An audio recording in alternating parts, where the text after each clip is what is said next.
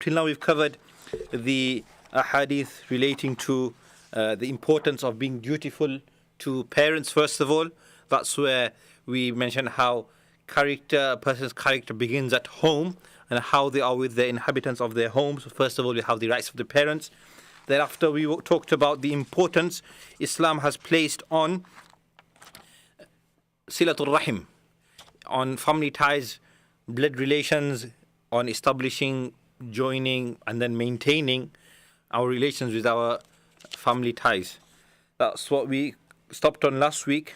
So now, carrying on with the topic area of one's family or one's relations, the next area which Rasulullah sallallahu alaihi wasallam, in the order that Imam al-Bukhari has brought these chapters in Adab al-Mufrad, the next area which Rasulullah sallallahu alaihi wasallam is putting his focus on was a very crucial area in relation to the history and context of the time.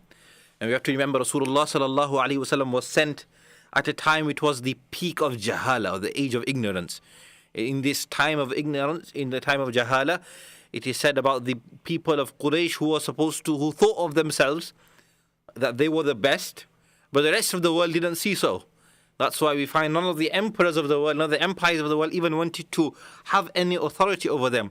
These weren't people worth having authority over. That's what the Arabs will look down upon because of the level of the jahala and ignorance that prevailed within their society.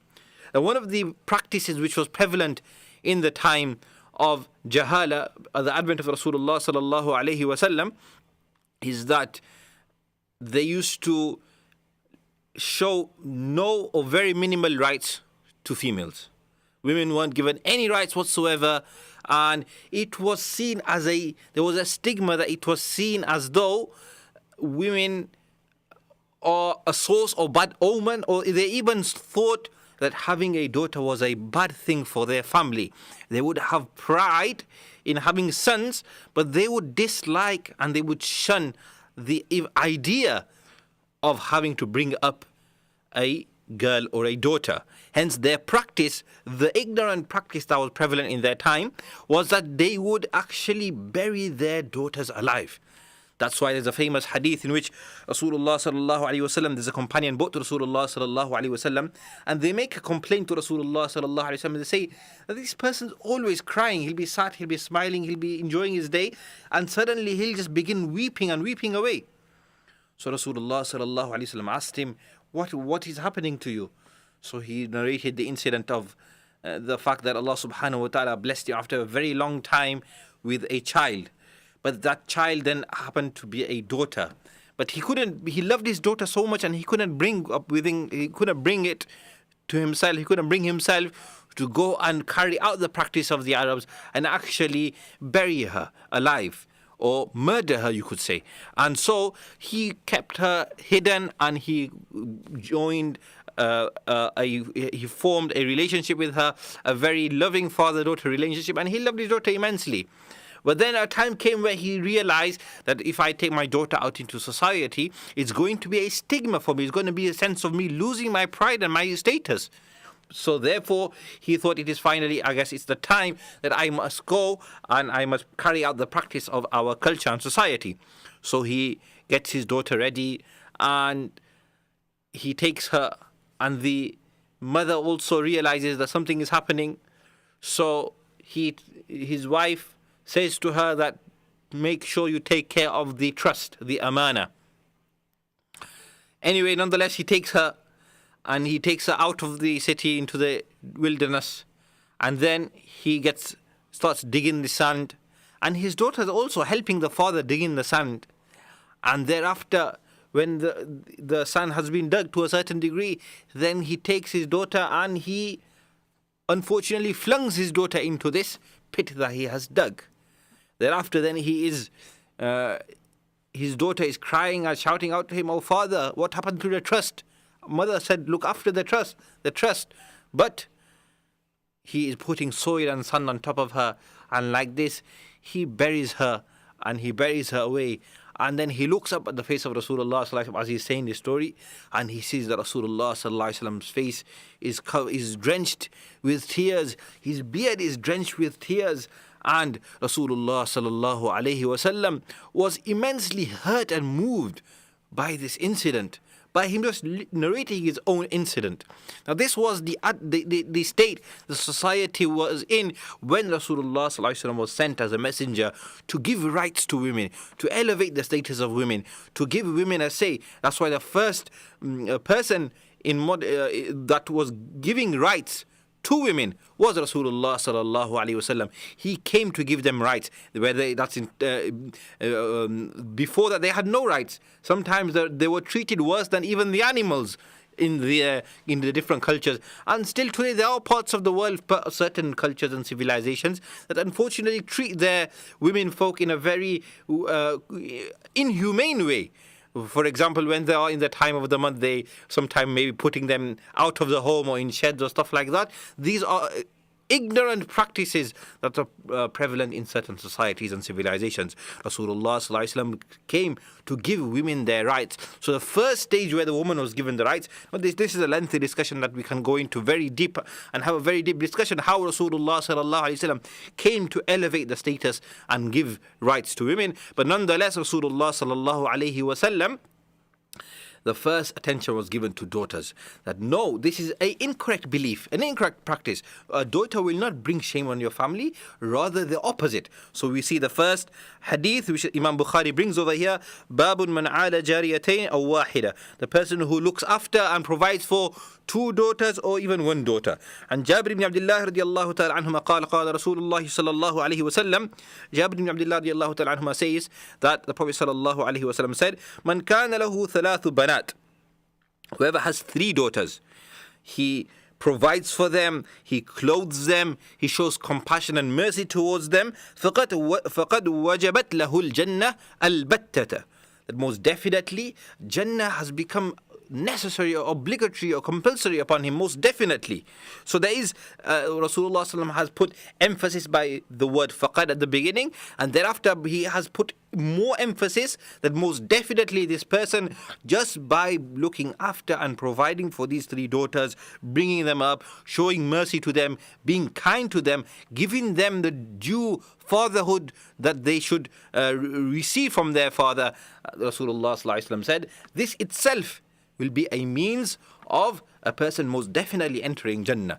Another hadith Rasulullah sallallahu alaihi wasallam mentioned to nearest narration, that a person who looks after his daughters, brings them up, clothes them, and when the time comes for them to be at an age of getting married, also gets them married to a suitable spouse that is appropriate and which is then that also in that hadith the virtue is given of being a source of entry into Jannah. So a man amongst the gathering, فَقَالَ رَجُلٌ مِّن بَعْضِ الْقَوْمِ وَاثْنَتَيْنِ يَا رَسُولَ اللَّهِ, even two, O Messenger of Allah.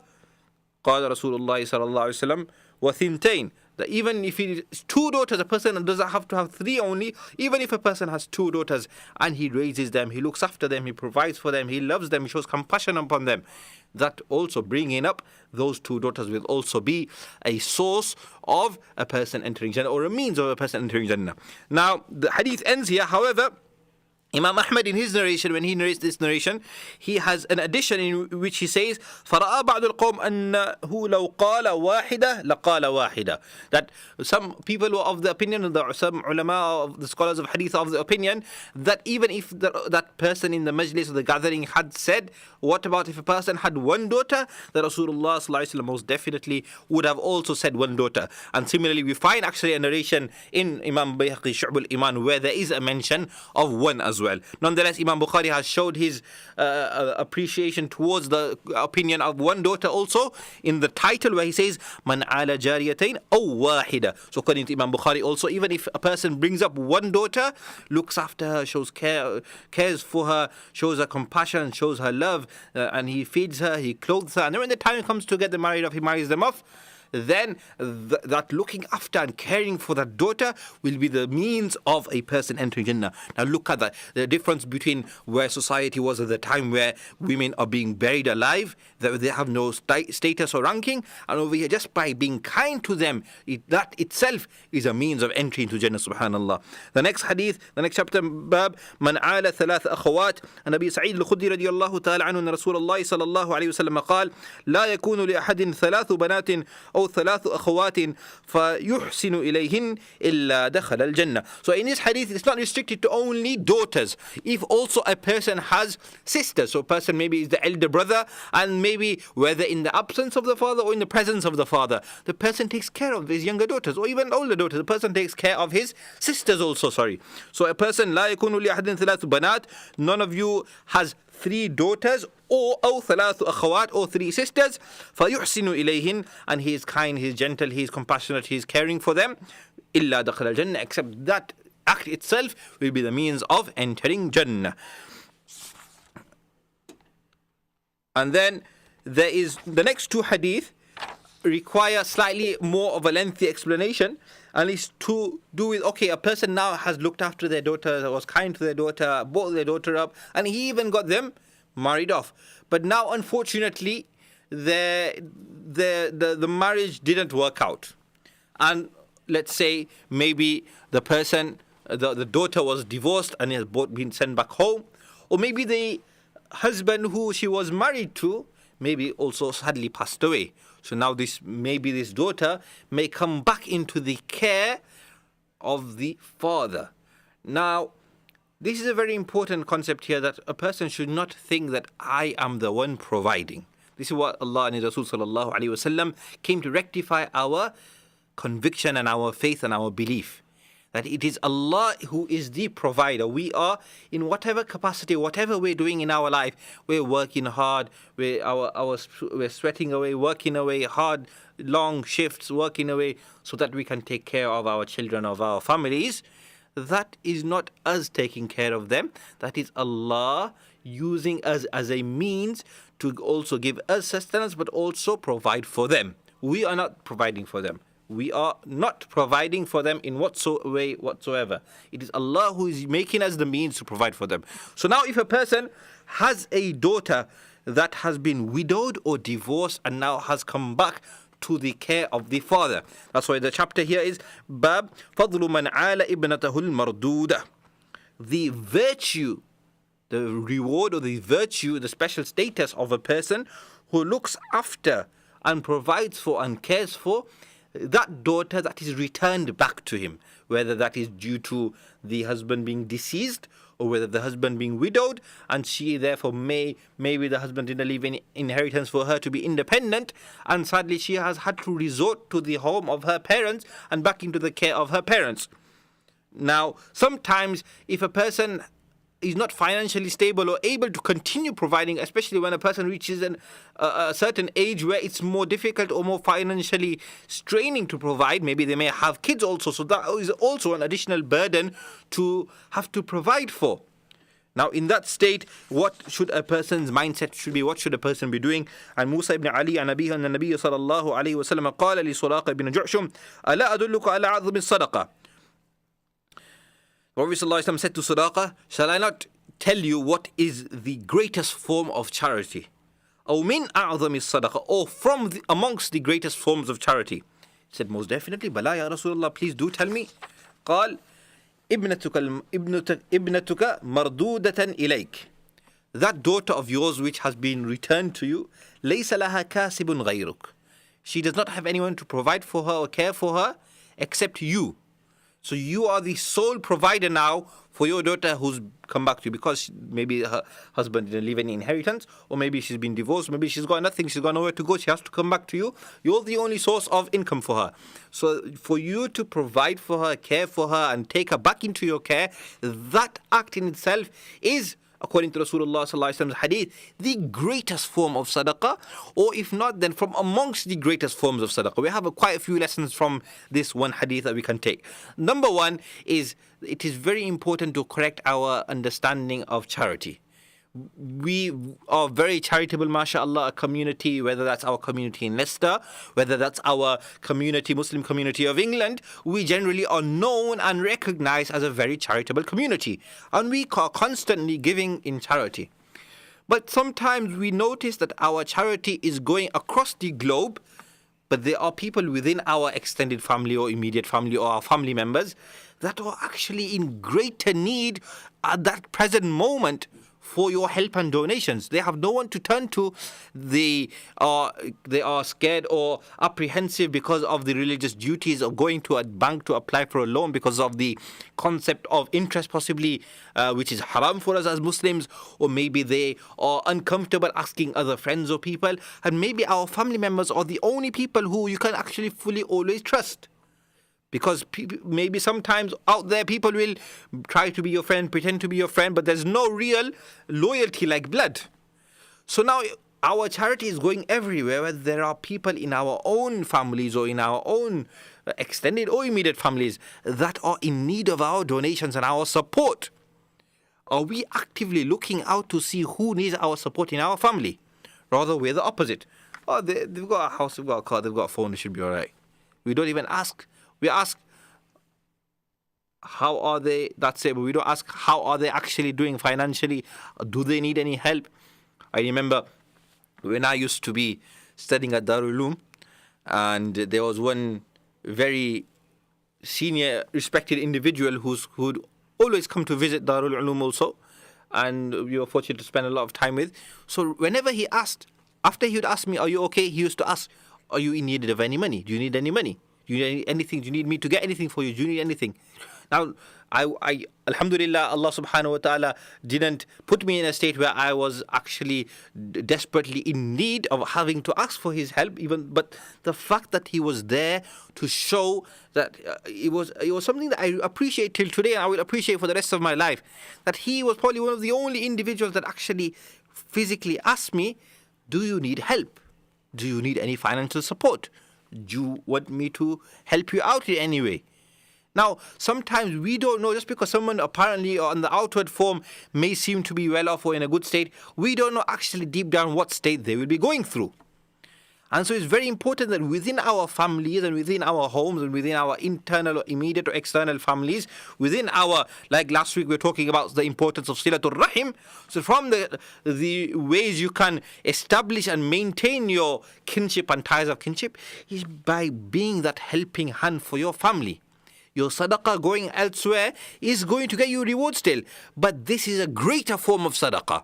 That's why we have here your own daughter who's come back to you. Okay, it's not permissible to give zakat, but anything other than your yearly zakat, it is permissible for any other sadaqah that you have. If they are deserving or in a state that they can get that, you must give that to those people that need it the most. And charity begins at home. That's why it's a very famous saying, charity begins at home. So that daughter of yours, that's now, we're onto another stigma within our society. We think that, oh no, my daughter's now been divorced, no one's going to ever want to marry her again. And we have a very bad culture in our society where once a sister of ours, daughter of ours has been divorced, then that's it, she just has to stay at home for the rest of her life. No, this is against the concept of Islam. We look at the Sahaba, they'd be the whole point of a system of iddah. Why does a person after losing her husband have to sit in iddah? Is to ensure that she is not carrying the child of her spouse, whether divorced or deceased, to ensure that now she wants to get married again, she's ready to marry again, there is no doubt or there is no chance of getting mixed up with who the parent of the child will be. That is the purpose of iddah.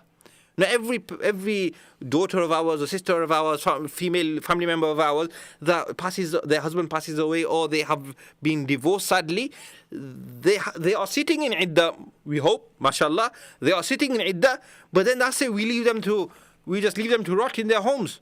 No, look at the practice of the Sahaba. Salama and Abu Salama, a great example from the Sahaba ridwanullahi ta'ala alayhim ajma'in. Abu Salama is on his deathbed, he's about to pass away, and he makes dua, oh Allah, grant Salama a husband greater than me. So she's shocked, she goes, how can I find a husband greater than you? Look at the love and the affection and the respect they had amongst each other. That she said, how can I find someone better than you? The way you've treated me, I don't think any human or any man has the capacity to love me and provide for me and care for me and treat me the way you have. he passes away, and then after she's completed her iddah, she is later on in her life, she is not very later on, very soon after that, she is married to who? Rasulullah sallallahu alaihi wasallam. She gets the status of Ummul Mu'mineen. She gets to be the wife of the greatest of all human creation, the greatest of all humanity, the source of mercy for the entire cosmos and creation. She becomes the wife of Rasulullah sallallahu alaihi wasallam. So now Abu Salama is making dua that, okay, I may have been able to treat you in a certain way, but maybe after I go, you will get someone better than me. And she is not staying, no, I had such an amazing husband, how can I marry someone else now? No, life moves on. That's not being unloyal or unloving. This is the system of life. This is the way a society has been nurtured by Allah subhanahu wa ta'ala and the Messenger sallallahu alayhi wa sallam. These ahkam of sharia and rules in Islam, they come from amongst those things. These are to build a family unit and to build a society. To get that society to flourish and flow, we need to keep this system going. So if a person has sadly been divorced, it's okay. Maybe they need some time to come back around and bring themselves, build their confidence. Maybe they've lost their loved one, they've passed away. But it is a very important aspect of Islamic teachings from Rasulullah sallallahu alaihi wasallam, from the practices of the great Sahaba. I just narrated the incident of Salama radiallahu ta'ala anha, that no, once a person's gone through that stage, after that they can and they should, not they can, they should remarry. They should continue and aim to continue living their life. Their life is not over. They must not have to just stay at home. But yes, if she is in a state where she does not have the ability, and over here Rasulullah sallallahu alaihi wasallam said, "Laysa laha kasibun ghayruk." She has no one to provide for her except for you. Then for you to provide for her is the greatest form of sadaqah, or from the greatest forms of sadaqah. And that's why this is very important for us to understand as a society and as a community, that we should not look down on people that have been divorced or that have lost their spouse. Rather, we should give them their support financially, we should give them their support psychologically, morally, and also spiritually. And in whatever form they need support, we as the family, we as the society and community, we should be the ones to support and care and provide and look after these people that go through these difficult times in their lives. And thereafter, we should continue that support by further finding them a suitable spouse, helping them find a suitable spouse, helping them maybe psychologically, mentally, to get to the state where they're ready for that next stage of their life, and not make them think that their life is now ended, but no, they still can continue living and have a new life. May Allah subhanahu wa ta'ala grant us true understanding. This is why we have the concept of looking after your daughter that has been brought back to you. We also touched upon the importance of sadaqah, charity to your family members. And there's one more final hadith in this chapter relating to daughters, because now if a person is at the stage where they think it's extremely difficult to provide for daughters and women because they have so much more needs, maybe to buy more things, maybe because they've now hit puberty, there's more things they need to buy to look after their hygiene and sanitary pads and etc. So now there's more spending, there's more financial burden on the provider. No, we are not the providers. Allah subhanahu wa ta'ala is the provider. So a person should never think negative in these ways. That's why the next hadith, the Imam Bukhari says, Bab man kariha yatamanna maut al-banat. The karahiyya, the dislike in Islam, the disapproval or the disgust in Islam for wishing. Now this is a very evil thing to wish for, but to wish for your daughters to pass away. Now, why would a person come to this stage? Because they're finding it financially, so they find it difficult to maybe bring them up. Ibn Umar radiallahu ta'ala anhuma, it's athar. If you remember a few sessions ago, I differentiated between athar and hadith. Over here is the athar of Ibn Umar radiallahu ta'ala anhuma, that أن رجلا كان عنده, there was a person who was sat with him, who was with him, وله بنات فتمنى موتهن. He had quite a few daughters, and he wished that these daughters, because they were too much for him, he wished that they would pass away. فغضب ابن عمر. Ibn Umar got extremely angry, and he said, أنت ترزقهن? Are you the one that's providing for them? No, this was a rhetorical question out of anger, but he said, are you the one that's providing for them? No, Allah is the one providing. How can you even comprehend and bring yourself to have this thought that you wish that your daughters were no longer there? May Allah subhanahu wa ta'ala grant us the ability to act upon what has been said, grant us the ability to be kind, caring, compassionate, loving, caring to those that of us that our parents have got daughters, to our daughters, if we have sisters, to our sisters, or to any female folk within our homes, within our families, immediate external family, and then to a larger, to the society and community at large. Wa akhiru da'wana alhamdulillahi rabbil alameen, wa sallallahu wa sallam wa baraka ala sayyidina Muhammad wa ala alihi wa ashabihi ajma'een. Assalamu alaikum wa